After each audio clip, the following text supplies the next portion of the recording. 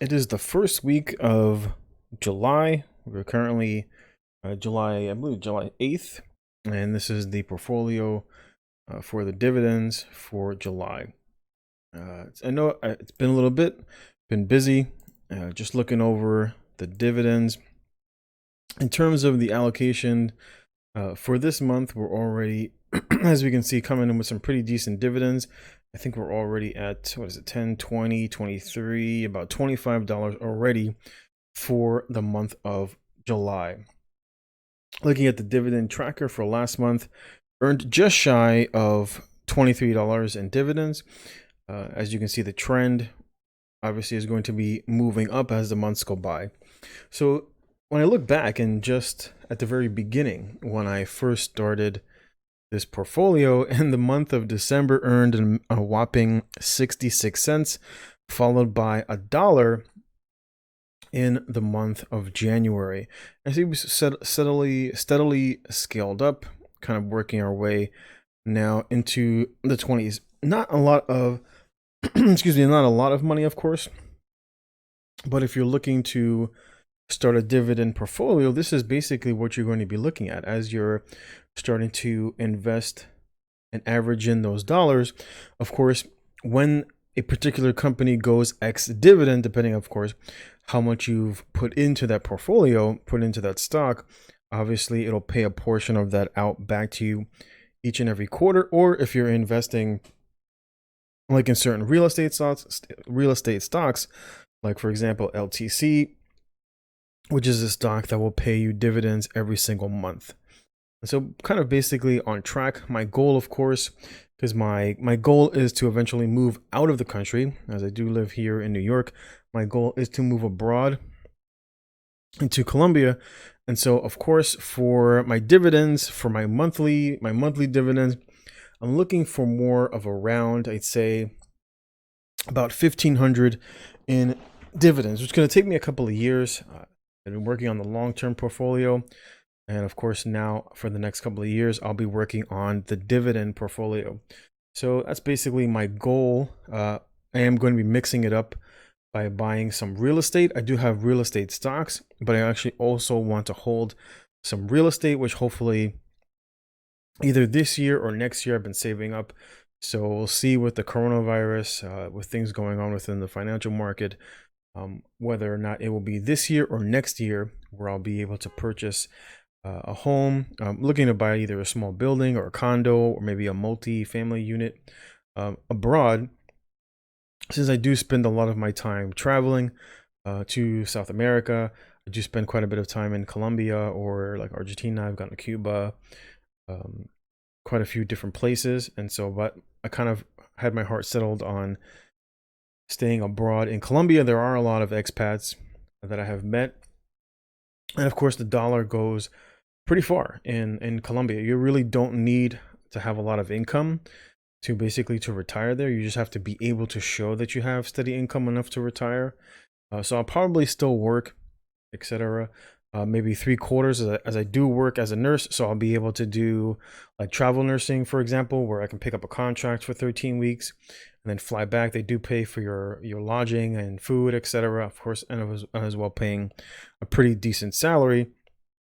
I would just have to pay for like my medical expenses, but since my medical expenses will primarily be in a foreign country, it'll be much cheaper than the very expensive American insurance and healthcare system. Colombia is definitely a lot cheaper, and of course, I am a nurse, so I have a little bit of a background in that respect. Like I said, looking at the portfolio for the current month, like I said, we're at about this is 12, 23, just about $25 so far for the month of July. We'll see if maybe we hit about $40. I definitely think we're going to eclipse. I think the projected, I think is going to be about 20, 23, maybe 28. So the projected for July is 20. I think it's going to be probably closer to around 35, 40, which is good.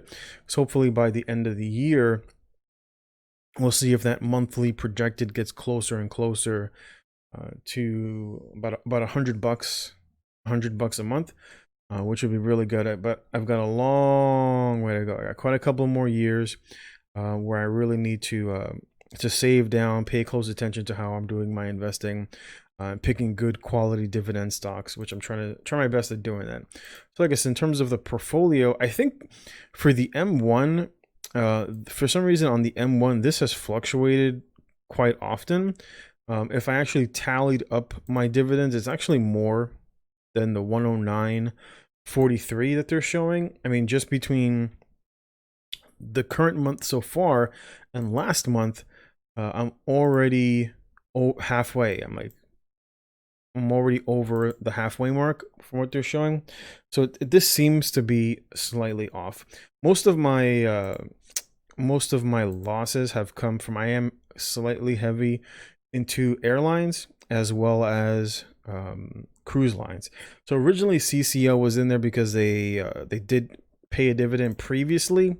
So previously CCL did pay a bit of a dividend for many years. You can look back at the chart. It paid a little bit of a dividend for about 10 years, and then of course because of the pandemic, they ended up cutting their dividend to preserve cash, but they were paying a pretty decent 50-cent dividend. So it's basically sitting in there as a long-term play in the portfolio, and eventually I'll either sell it or move it into my risk. Things with like CCL, and of course Foot Locker. Foot Locker is another stock that also for quite some time paid a dividend, which is why I had added it to the portfolio. As you can see, for quite some time, Foot Locker has paid a dividend. That's another one that I'm hoping will go back to paying a dividend. So I'm kind of holding that one and averaging it in. It did really pay a pretty decent dividend of about, and had been increasing for about 38.40 cents as of this year. But then it also cut its dividend to preserve cash. So hopefully we'll see that one come back. Of course, I am watching it. Oil, of course, especially with the recent news, oil is being hit as well as other utilities. I do have some money going back into ESSO as ESSO has pulled back.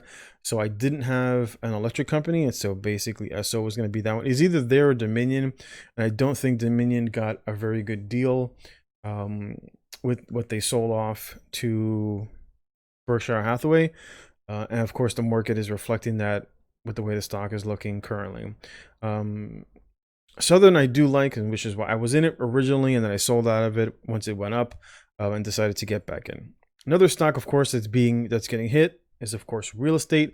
Real estate, especially with malls being shut down, and a lot of people kind of like the Gap not paying off basically their rent. We're seeing some of the REITs getting hit. One of them being, well, actually all of the REITs are getting hit, but in particular where I am positioned with Ladder. I held Ladder for basically 17, 18, and 19, and then sold it, and then subsequently getting back in now.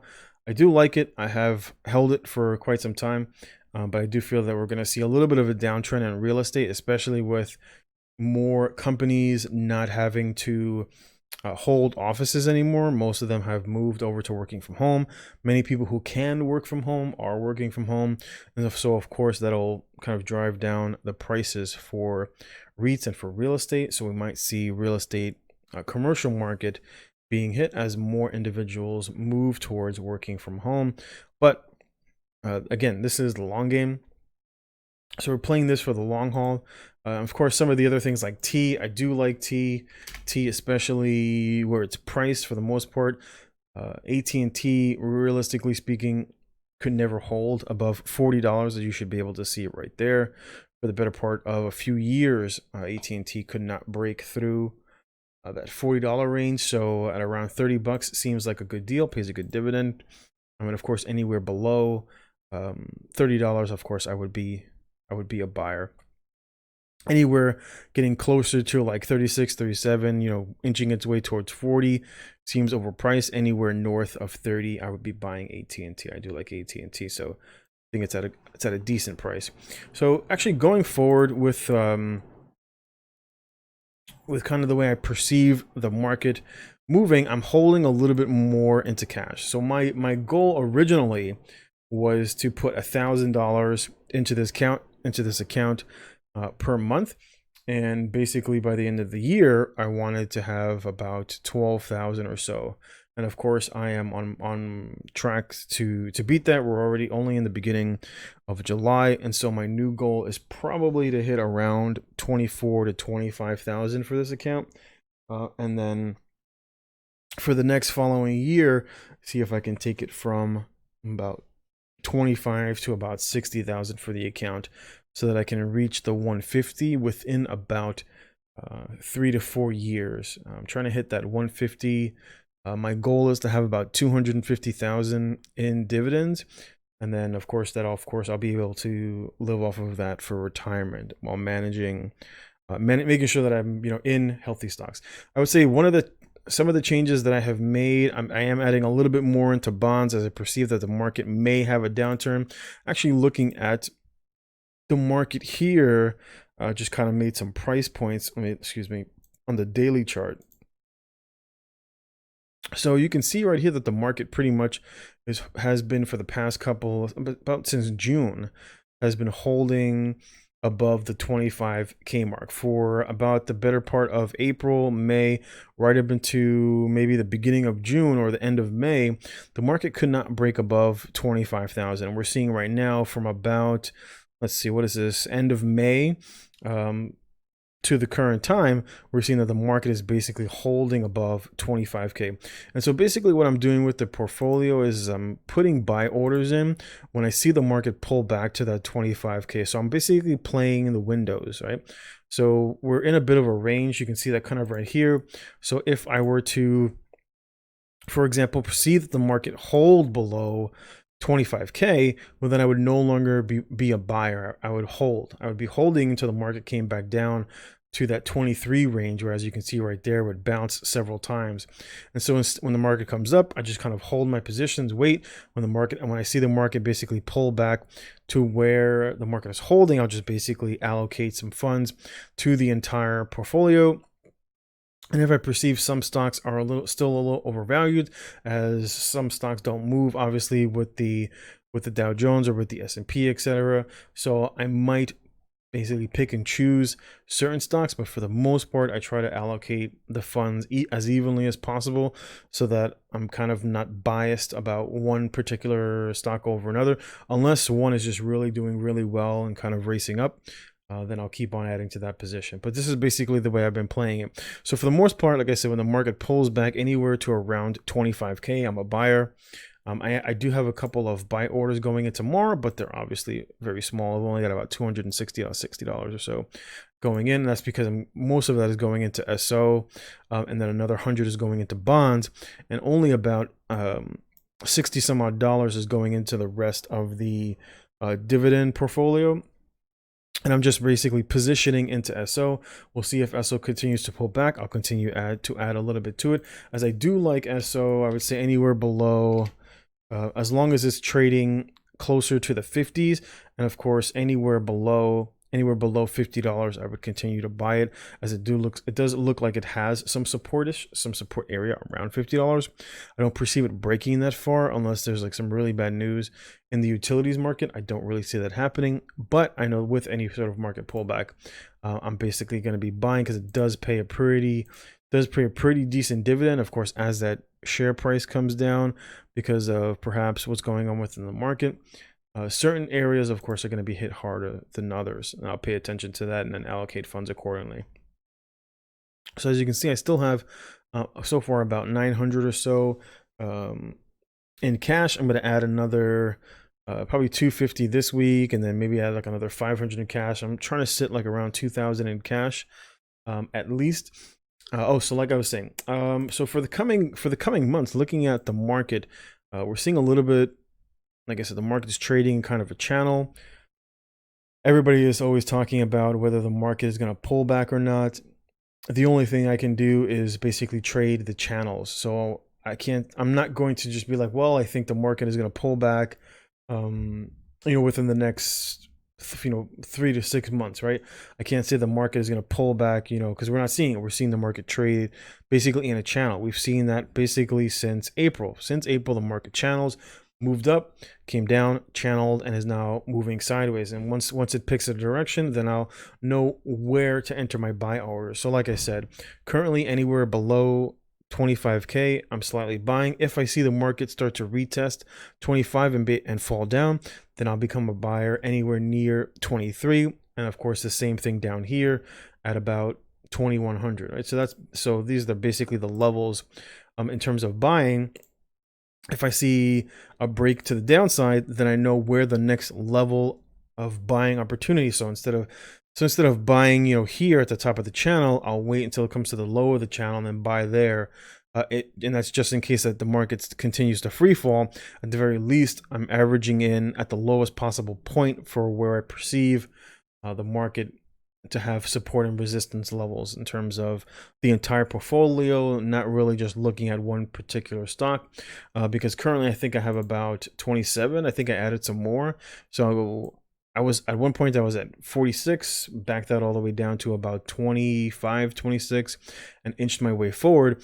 And that was primarily because I kind of foolishly sold out of most of my tech positions when the market came all the way about to 27K. I sold out of quite a few of my tech positions, and tech's still doing fairly well. So I decided to re-add tech into what is my risk portion of my portfolio, which primarily makes up, gap with closing, MGM, most of the stocks that are basically hit because of COVID, like for example, Dave & Buster's.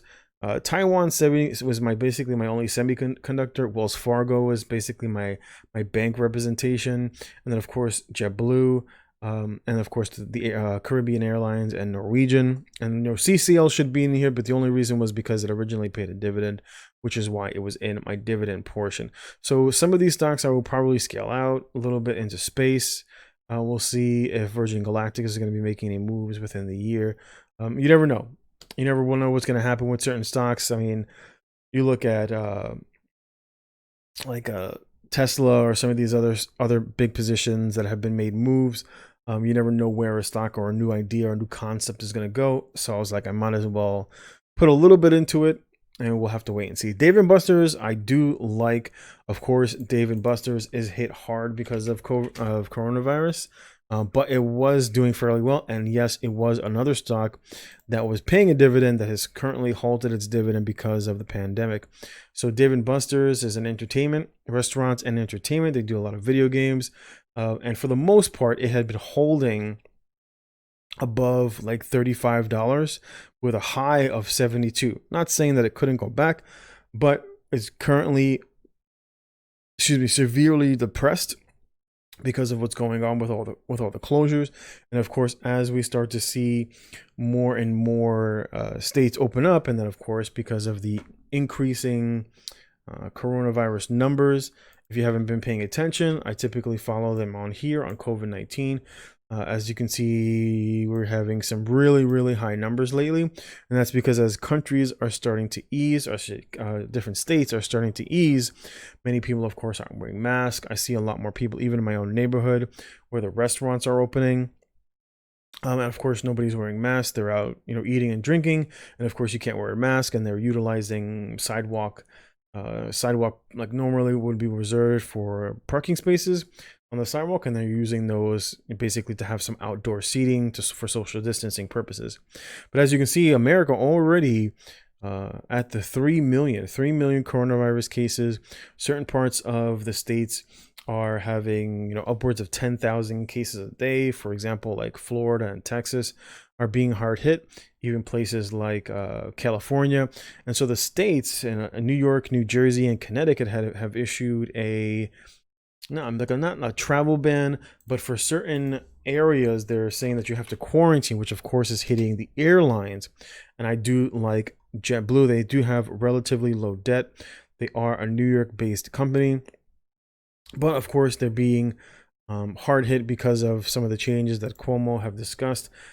Places like most of these airlines are basically waiting to see if they're going to take that $25 billion loan package They've all showed interest in it, etc. But a lot of the problems is coming because in other states that are hard hit by the coronavirus, and then of course Cuomo is saying that if you're from one of these areas, that of course you have to quarantine. I think it's for 14 days.